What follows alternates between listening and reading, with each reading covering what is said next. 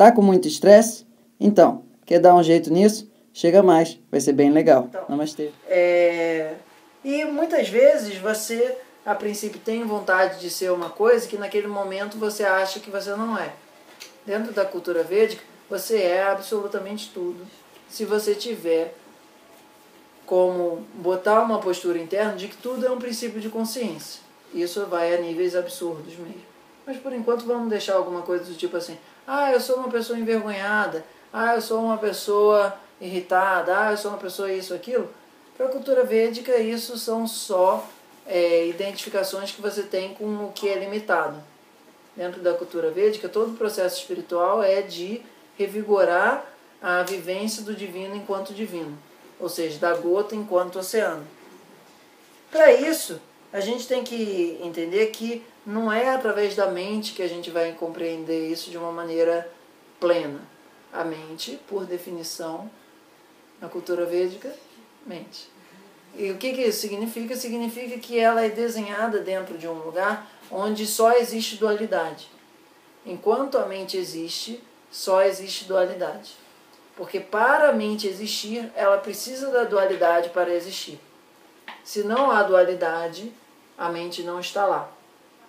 E se a mente não está lá, o que há?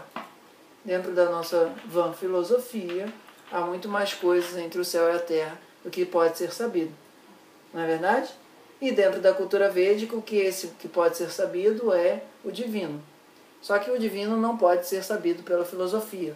O divino apenas pode ser vivenciado pela nossa potência espiritual, pela nossa capacidade de se sentir um com o divino, de alguma forma, através da dissolução do que é o eu separado.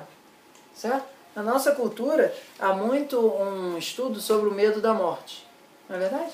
O medo da morte ele é um aspecto assim, fulcral em muitas tradições psicológicas. Na cultura védica, o mais importante não é a questão da morte ou não. Isso até aparece aqui. Mas é a reunião ou a dissolução no sentimento divino. Certo? Porque quando você está no sentimento divino, não importa se você é esse corpo ou não. Você simplesmente é absoluto.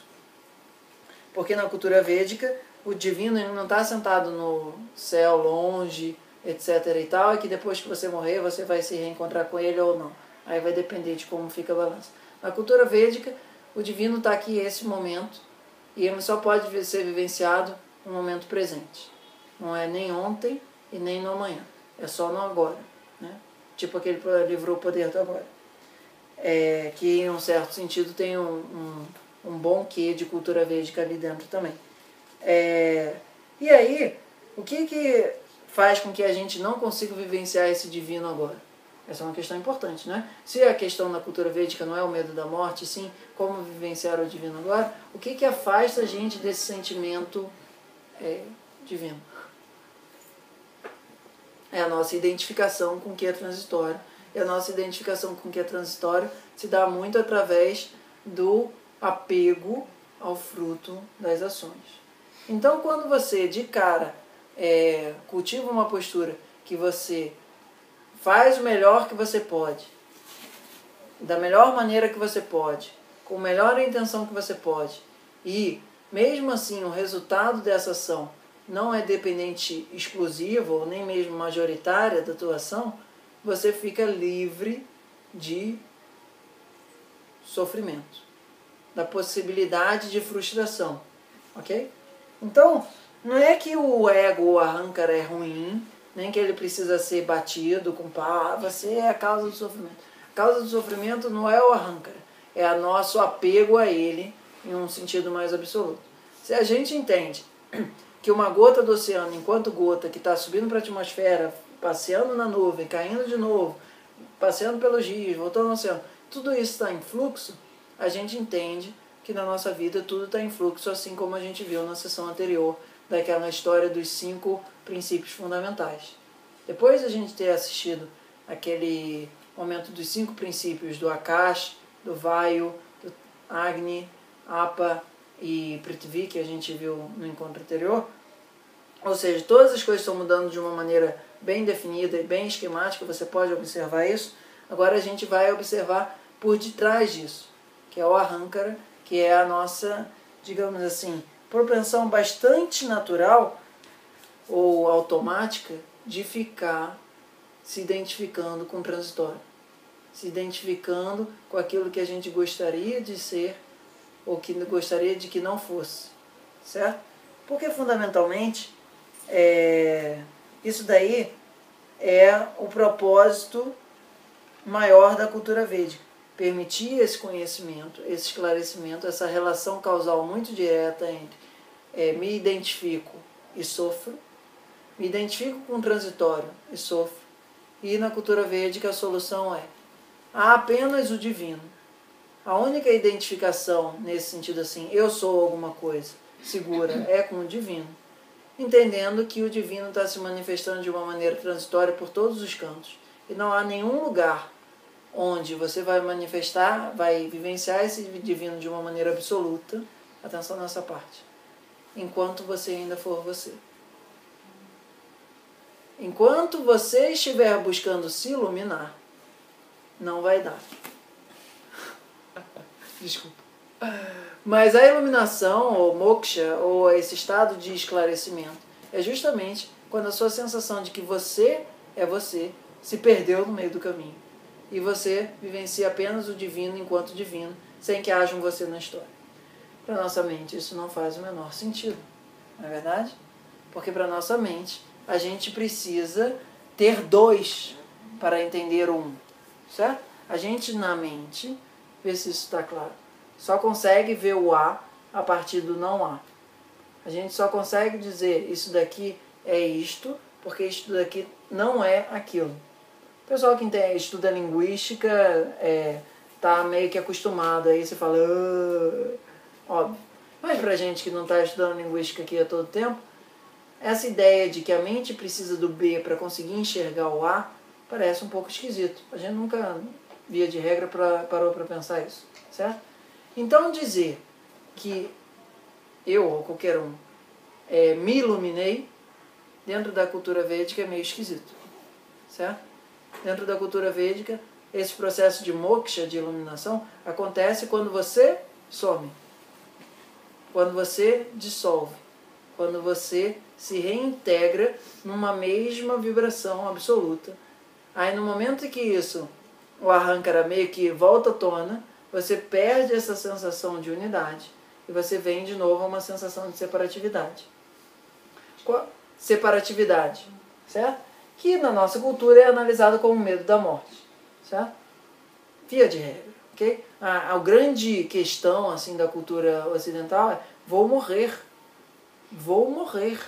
vou acabar, né? E na cultura védica, além de você não acabar, porque você está sempre reencarnando, o processo da vida é eterno, você também não é essa figurinha aqui que morre. A alma que está por detrás desse corpo daqui, ela não é morrível. Ela só morre a persona. Tem uma persona que a alma projeta, ela encarna aqui, e depois de um tempo, quando ela cumpriu as suas funções de evolução espiritual, essa persona é destruída, mas a alma continua evoluindo, certo? Então, dentro dessa perspectiva, o medo da morte na cultura védica é uma coisa que não encontra contexto para ser significativo. E na cultura védica, você sempre tem essa questão, mas eu vou reencarnar de novo, vou reencarnar de novo, vou reencarnar de novo, e de novo, e de novo, e de novo. Ai meu Deus, como é que isso acaba? Cansaço afinal. Como é que você sai dessa? Certo? É importante entender o contexto onde esse Gita está colocado. Como é que eu me livro dessa? Que dessa? Cara, fica reencarnando, fica reencarnando, fica reencarnando, e é sofrimento, e é sofrimento, e é sofrimento. Pode parecer que é uma cultura muito pessimista, que só trata do sofrimento. Mas não tem um fim disso, não? Qual é o fim que tem isso? Moksha. Certo? Quando você consegue perceber que o sofrimento não é porque alguém te machucou aqui, isso, aquilo, outro. O sofrimento é pela tua identificação de que a tua pele não devia estar com um corte assim. Aí isso daí é tipo uma mega porrada na nossa cultura, porque a gente entende que dor igual a sofrimento por definição, é efeito objetivo. Se você foi atropelado e você se machucou, você vai sofrer. Dentro da nossa cultura, a relação ela entende numa perspectiva não subjetiva. Dentro da cultura védica, o sofrimento está a partir da tua identificação com aquilo que já não é mais, certo? Suponha, se você, vamos fazer um exemplo assim bem catastrófico, só para ficar bastante contrastante. Se você saiu daqui, explodiu uma bomba, você ficou com as 2 pernas amputadas, todo mundo morreu, não sei o que, sabe, tipo cena Israel ou qualquer coisa nesse sentido. E aí você, a princípio, acorda no dia seguinte e se sente pleno de que você continua com a parte de cima funcionando, a sua conexão com o divino continua ali, você, a princípio, não sofre, certo? Eu chamo daquele vídeo do YouTube, do cara que não tem braço e perna e o cara não mostra nenhum sofrimento. O problema é que para a nossa cultura isso é quase que um pecado. Você não poderia estar não sofrendo ali, certo? A cultura do sofrimento é uma cultura muito forte dentro da tradição católica e também dentro da tradição judaica. Então, para a gente escutar isso daqui, a gente já associa a ideia de que a cultura hindu ou védica também é uma cultura de sofrimento. Muito pelo contrário, a cultura védica é uma cultura de... É claro que depende da forma como você está vendo, ok? Tanto a cultura católica quanto a cultura védica. A princípio não tem nenhuma cultura melhor no sentido absoluto. A cultura védica é uma cultura que procura disseminar essa sabedoria de que você e o divino são um aqui e agora. Pelo menos dentro da linhagem Advaita, que é onde o Astavraka está inserido. Dentro de outras linhagens isso não é bem assim. Mas cada um encontra que te vai parecer melhor, ok? E aqui a gente vai escutar muito essa noção de como ser e como se sentir pleno aqui e agora, certo? A salvação dentro desse mundo da cultura védica não vai acontecer daqui a 5 gerações, não vai acontecer quando reencarnar o Salvador, não vai acontecer quando o povo escolhido, Deus falar com eles, não vai ter nada no futuro. A cultura védica coloca a nossa liberdade, a nossa libertação, a nossa iluminação, o nosso moksha somente possível aqui e agora, somente através de você mesmo, através da vivência que você e o divino são um aqui e agora, certo? Em um certo sentido é bastante herético, porque não tem nenhum padre para te dizer que você chegou lá, ou papa, ou qualquer coisa assim. É só a sua experiência de vida pessoal, ok?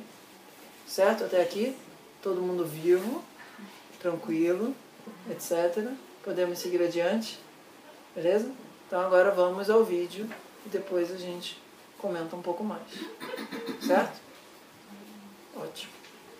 Espaço Ayurveda, seu recanto de bem-estar no Rio de Janeiro. Namastê!